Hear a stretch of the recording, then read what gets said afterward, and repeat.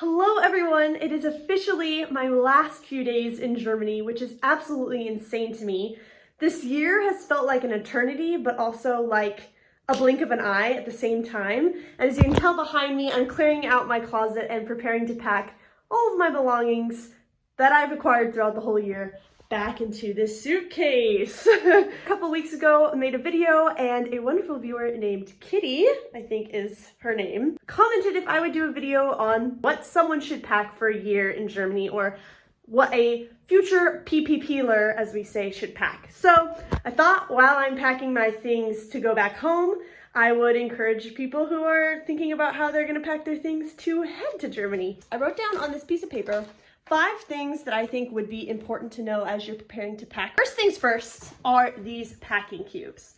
I got these as a high school graduation gift. I think the brand is eBags, as you can see here, and I absolutely love these. They make packing so much easier, and I luckily got them as a gift, but also found them at a yard sale for $1 for the entire pack. So this is the medium size. Here is the large size, and then there's also a tiny size, which I use for underwear and socks. So those are super simple, and then it makes the whole packing process easier because it's all like, it's more like a game of Tetris as it is like rolling and having clothes just randomly in the suitcase. You have to pack twice in the program year, first to language school and then to your permanent placement. So I really do think packing cubes are a good asset. The second thing is shower shoes. Now, some people live in dorms, some people live with host families, some people live in shared apartments with other students, and I live with a host family during language school and then in a dorm during the permanent placement phase.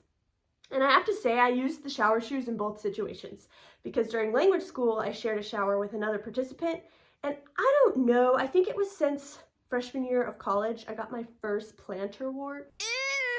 Which I know sounds disgusting, but it's like sucky. You get one and it takes like 12 months to go away. So I was not risking getting another foot wart.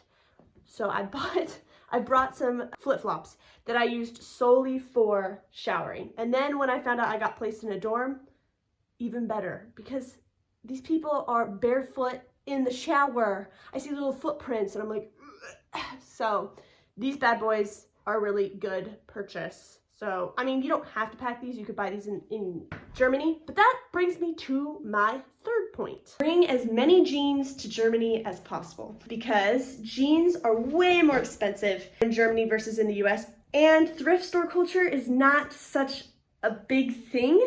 So there are thrift stores, and especially if you go to a bigger city like Cologne or Berlin, you might find some cool, more like antique / retro vintage themed thrift stores, but those are curated.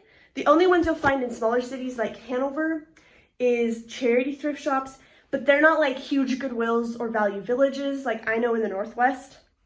They are tiny and only elderly people donate and shop there, and so the clothes are not for a 20-something-year-old. Another thing about clothing in Germany is the clothing sizing.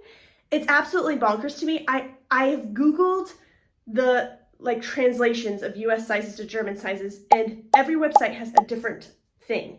And then you go to the store and you try on a pair of pants that you think are your size and they're way too small. And you do that over and over again and you feel like crap.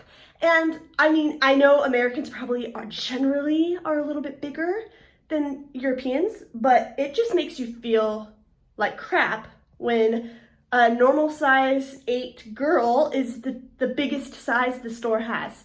So if you aren't the size of a stick and you want to save yourself the like body dysmorphia, bring all the clothes you love. If you have a pair of jeans you love, bring them. That's not to say people aren't having so much fun shopping here in Germany. Plenty of ways to shop. I'm just saying, as a size 8 girl, I hated shopping in Germany. I love my thrift stores. I love getting good deals. You can find size 8, but you will be the biggest size in the store. Next, I recommend you bring some photos or things from home to decorate your room, which I have done. And this thing is actually amazing. It's so small to pack, but it's just a magnet strip and then these little magnets fit on it. So, okay, I was editing and thought I would explain the butt cheeks on my wall. This is a funny postcard my little sister sent me where they're joking that they're behind Mount Rushmore. So that's why I have butt cheeks on my wall. Since you're going to be homesick at some point, you're gonna feel like you just need a piece of home with you. I really do think it's important to bring some photos or put some photos on your phone to print here, or any mementos or something, just to make your room, both either when you're at a host family or in a dorm, really like home for you, because it is your home for a year, and that's a rather long time. So don't forget to bring some personalized things to make your new home a little bit homier. I had a question asked about winters in Germany, especially someone coming from southern United States where winters don't exist. Also, peep my quilt. I made that last summer. It just got washed and needs to dry a little bit more because the dryer in my Studentenwohnheim is crap. But that's, I'm very proud of that. But anyway, I come from the Pacific Northwest, particularly in an area that gets also pretty mild winters. And when I was an au pair in Bavaria, in the Allgäu region, we had an insane winter. I mean, they didn't say it was insane, it was normal for them. 4 feet of snow. I was freezing when I had to take those girls to kindergarten in the mornings. I had, you know, earmuffs, hat, gloves, a scarf. Here in Hanover, it was a little bit more mild. It was a lot more rain, fog, just general chilliness, but not so much like bone chilling cold. And I really do think it kind of depends how close you are to the mountains, how cold it is. But I will say that this past winter was unreasonably mild for everywhere in the country, and I'm a little bit afraid that that's going to be a general trend given climate change and everything like that. There were a few weeks there where it's normal to have snow in the mountains for skiing, and there were certain slopes where they literally didn't have any snow in certain parts of the winter. So all that to say, for packing purposes, if you live in the southern United States, if you live in Arizona or Louisiana and you normally don't own any coats at all, don't bother buying a coat in the US and wasting a bunch of space in your suitcase. Although that might be a good strategy for allowing yourself, you know, reserving space when you come back home and you don't need the coat anymore. If I were you, I would come and buy it, like have $200 set aside to buy a nice coat, or waterproof coat, especially because it rains a lot here.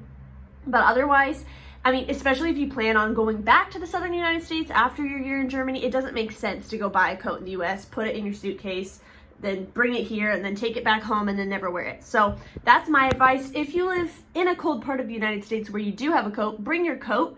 And I forgot to mention this.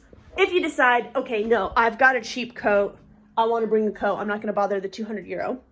I do have to say, this thing here is a vacuum bag, except it doesn't require a vacuum. That is the trick, because I don't have a vacuum here. You just put the things in it and then you roll it up and push it to the end. And at this end, there's a seam in which it still allows air to go through one way. And so it's a little bit puffed up now because it's been in here, but I can just keep rolling it and it'll just suction it down. It's perfect for this down coat because down is just pretty much air. And then also this quilt can get kind of shoved down a bit more with those vacuum bags. So that is another tip I have. I pride myself on being someone who's not easily influenced, but I have to say one thing I was influenced on by some girl who did a European vacation on TikTok. These shoes, they're the Dr. Scholl's, I forgot the name, but they are the most comfortable, most versatile shoes I think I've ever found. And I mourn their loss. They lasted me 6 months here. I wore them almost every day. They started smelling like someone was dying and I had to get rid of them and replace them. And so these ones I literally threw in the washing machine because they were also starting to smell like 14 stray cats had peed on them. But these are On Cloud. I don't recommend, to be honest. They got this cool bottom part, but they're just not very flexible and they smell terrible. That might just be my feet. But I have to say, a nice versatile white shoe that you can walk in for miles, I think is something that you will find invaluable for your year here. Of course, you can shop for shoes here in Germany, but just keep in mind there is a 17 to 19%, I can't exactly remember, sales tax on every purchase, which really does make a difference when it comes to shoes when they get up into the hundreds. So go buy the Dr. Scholl shoes. They're amazing. Just one last thing, and that is a tiny bag or backpack that you can use for your daily travels and day-to-day life in Germany. I love this bag. I got it for 15 euros at a random shop in Kempten when I was an au pair. So it's actually, I purchased it in Germany. And you can probably wait to come to Germany to buy yours, but if you have a bag that you know that you would love to wear all the time, I think the one complaint I have about this bag is that after I wear it for a few hours, it starts to hurt my shoulders. But I literally wear it everywhere, and you're gonna go on lots of weekend trips, you're gonna go on field trips and excursions and pit stops to random cities in your area, and so you're gonna want a bag that you can put snacks in, your wallet in, a bottle of water in, random things that you just need. And I find that the backpack fits a lot more than a purse and is also just like a stylish substitute for a backpack such as this, which I also brought. It's bright, it gives hiking school vibes, but it just didn't feel appropriate to wear every day when I'm going grocery shopping or when I'm taking a day trip to a lakeside city. So that's the last thing I recommend. Of course, I could say way more, but I want to keep this video not 1,000 minutes long. Hopefully that helped Kitty and any other future PP peelers to plan their packing for Germany. The PDF in which the organization gave me has way more details. Things like make sure you bring power converters, or don't bother bringing hair dryers or hair straighteners. If you're interested in that PDF, let me know and I will email it to you. Otherwise, happy packing. You're gonna have a year to remember, and if you have any questions or any other video wishes, just comment below and I will do my best to fulfill them. Hope you all have a wonderful day. Bye!